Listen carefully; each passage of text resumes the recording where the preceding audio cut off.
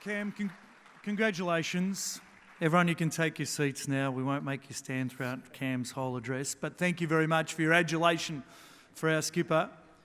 What's it mean when you look at some of those images up there and you see Matty Geyer in the rooms with you, JT, obviously a rating as to your career. What's that mean to you? Yeah, it's obviously special but very surreal. I haven't, some of those images I haven't even seen as yet, the pre-game stuff, but yeah, I think this year it was a special occasion. There's no doubt about that. The 400 games, but it's weird because I've been there for every one of the 400, and it just hasn't sort of all of a sudden. It sort of works a bit popped like up. That. You have to be. Yeah, well, there's a bit of a. I didn't really want any sort of big deal made about it. I know that it's a big milestone and one that hasn't happened in our game before. But you know, what I meant by me being involved in every one of those, it's taken a lot of hard work to get those 400 games out, and with 400 NRL games, there comes a lot of sacrifice. So it doesn't come easy, but at the same time, I was very proud of reaching that milestone, and in particular at the one club, and that club being the Melbourne Storm. It's a unique club. It's a one-man club. Obviously, in AFL terms, there's been a couple of other 400. I know you like your Hawks. Did you speak to Michael Tuck at all, Kevin? But who do you talk to about 400 as a milestone? I spoke to my wife Barb a few times about the 400. Every one of them, I spoke to her about something that's happened in each of those matches, either leading up to the match or doing our own little review at home about those matches. But I didn't really sort of speak to too many people about the game that week. I didn't really want to make too much of a fuss about it. I found that in my previous milestone that I played in, the game's record, I felt like I got caught up in that week a bit too much, and when I got to the game, I was actually just absolutely spent. So I really wanted any sort of acknowledgement of the milestone out the way early, and then I just wanted to get on with business and make the week as normal as possible for everyone else, for the coaches and for my teammates, and get out there and get the job done, which we did really well. Which, you know, I'm very thankful of. I've got to thank, you know, the coaches and all of my teammates for making that a special occasion. You know, to go out and particularly against the Sharkies, one of our biggest rivals of you know, modern times, to go out and really put a score on them. Yeah, that will always be a nice memory. Take these good people back, and I want to take you back. Melbourne Storm's first premiership 20 years ago, 1999. You're a teenager. Do you remember watching it on TV? Were you there at the match? And what would 2019 Cam Smith tell 1999 version of Cam Smith? What would be the message? Oh, you made a good decision.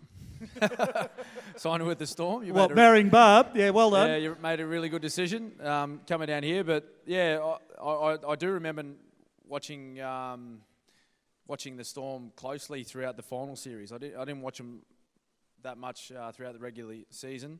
I was a Broncos fan at the time, but I remember watching the Storm quite closely throughout that final series, and still remember where I was. I was at a mate's house watching them play against Parramatta at the Sydney Football Stadium in a semi-final.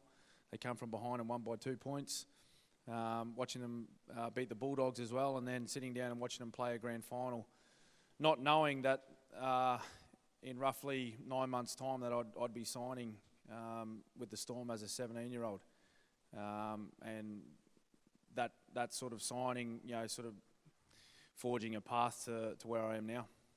So what would you tell yourself as a 17-year-old? Were you nervous as a 17-year-old? Were you always so well modulated that you just knew the life was going to be planned out? Oh, not really. No, I was quite a shy sort of a young fella. You know, I wasn't sort of outgoing as such. You know, I I love my sport, and that's probably where I stepped forward and tried to be my very best. But outside of that, I was just happy to be around my friends and didn't really sort of go out of my way to do too many things. But I think looking back now, if I was going to send a message back to that young guy, was probably just back yourself a little bit more at a younger age. And I don't mean that by saying being overconfident or cocky. It's just have a bit more belief in your own abilities. I think that probably took me quite some time to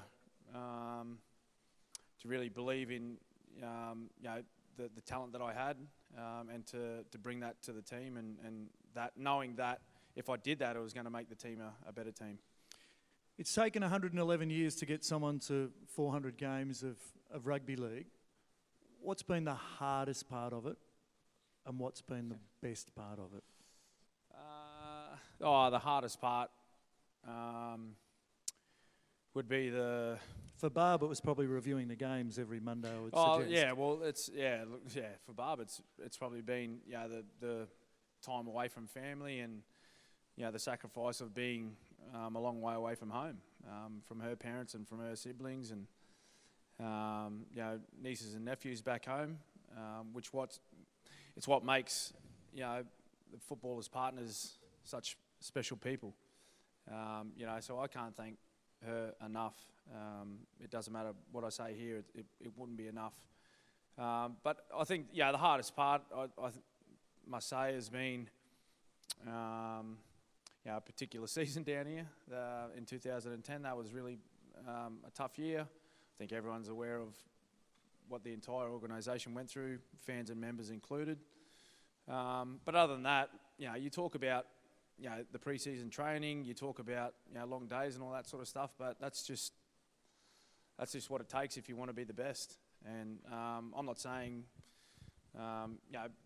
being the best player in particular, but it's if you want to be the best team, and that's what this club's been so good at for a long time.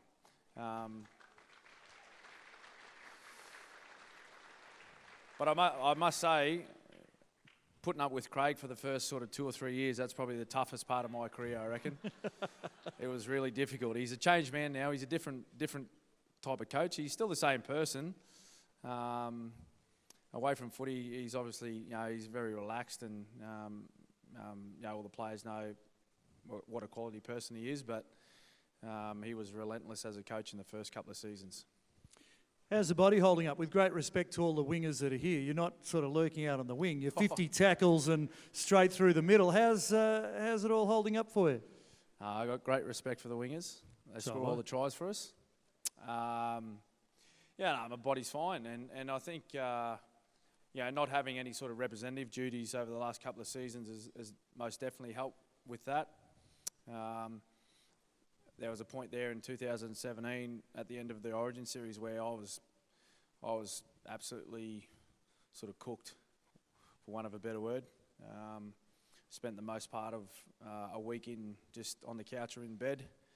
And really that was when I come to the realisation that was probably time to call it quits, because at the end of the day, my great love of rugby league is representing my club, and that was the Melbourne Storm, and I didn't want to sacrifice anything for my performances there, and I didn't want to let anyone down. So being away from that now has most definitely helped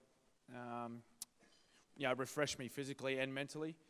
But I must say, the training that we've done over the last 3 years has put me in a good place as well physically. I think I'm in better shape now than what I was in sort of the first half of my career. So I'm feeling good at the moment. Still, the disappointment's starting to wane from a couple of weeks ago. Now that the season's over, but I'm in a good place physically at the moment, and feeling good. So the sports journo in me and all the members and fans want to know, what are we looking at? Aiming at 450? Is that the next milestone? Signed up for 2020. Where do you see it?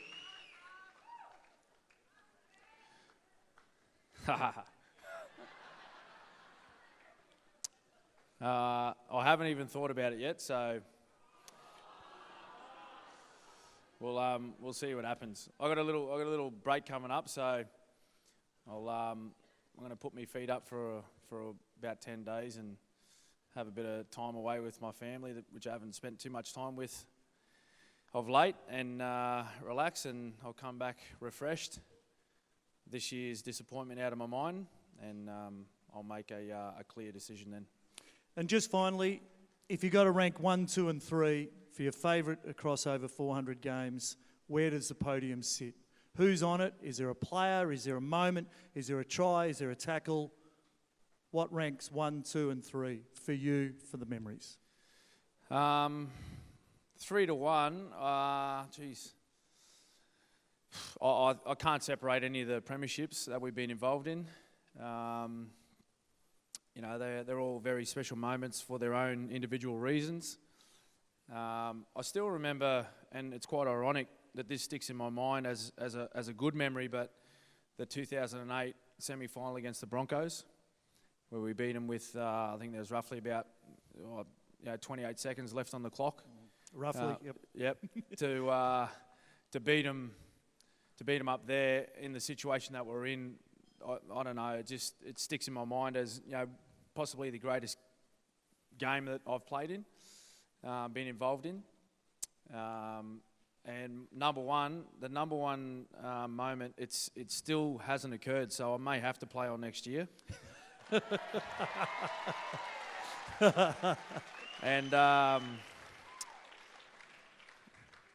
And that is to beat Craig Bellamy's try-scoring record. We've got an award for you. We're going to bring it out. It's heavy. We've waited till the very end. Ladies and gentlemen, please give it up again for your skipper, 400 gamer, Cameron Smith. Thank you. Thanks, guys. Take that into the middle and get yourself a photo. Well done, Cam. He's been a pleasure to deal with. An absolute champion. Give him a big round of applause.